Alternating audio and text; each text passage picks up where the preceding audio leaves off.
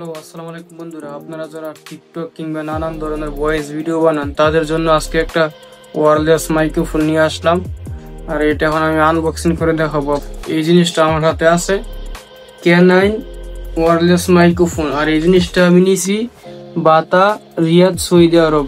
দেখা যাক এর ভিতরে কি কি আছে, আনবক্সিং করি। এটা আমি খুলবো, ঠিক আছে। এই যে জিনিসটা বার করলাম, এই যে এর ভিতরে এই যে দেন যেহেতু ডবল মাইক্রোফোন এর ভিতরে দেখাইতেছি আমি, ঠিক আছে। এই যে এটা হচ্ছে আপনাদের সেই মাইক্রোফোন যেটা দিয়ে কিনা আপনারা ভয়েস ভিডিও। আর এটা কিন্তু এইভাবে এখানে লাগিয়ে রাখা যায়, ক্লিপ সিস্টেম আছে এটা, দেখছেন। এই যে একটা এটা হইলো একটা, এটা তো ডবল।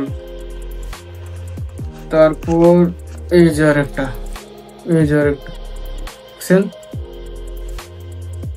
এই যে তার সাথে সাথে এটা আছে কানেক্টিভ।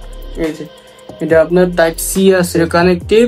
এটা আপনার মোবাইলের সাথে লাগিয়ে এটা কানেক্টিভ করতে হবে। কিভাবে কানেক্টিভ করতে হবে ওইটা কিন্তু আমি আপনাদেরকে দেখাই দেবো, ঠিক আছে। এটা হচ্ছে কানেক্টর। আইফোন ইউজ করেন তারা কিভাবে আইফোনের সাথে কানেক্ট করবেন, এই যে টাইপ সির সাথে এই যে এভাবে লাগাবেন, তারপর আপনার মোবাইলের সাথে কানেক্টিভ করবেন, ঠিক আছে। এই যে ফোনের ভিতরে কি কি আছে দেখাই আপনার। এই যে বক্সের ভিতরে আছে একটা টাইপ সি কেবল, এটা এইগুলো চার্জ দেওয়ার জন্য।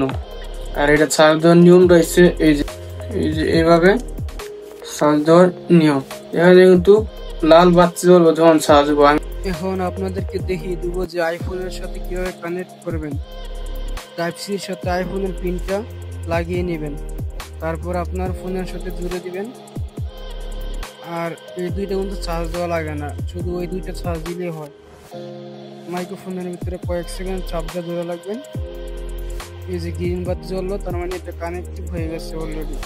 আর এই ভয়েসটা কিন্তু এখন এই মাইক্রোফোন দিয়ে দেওয়া হইতেছে।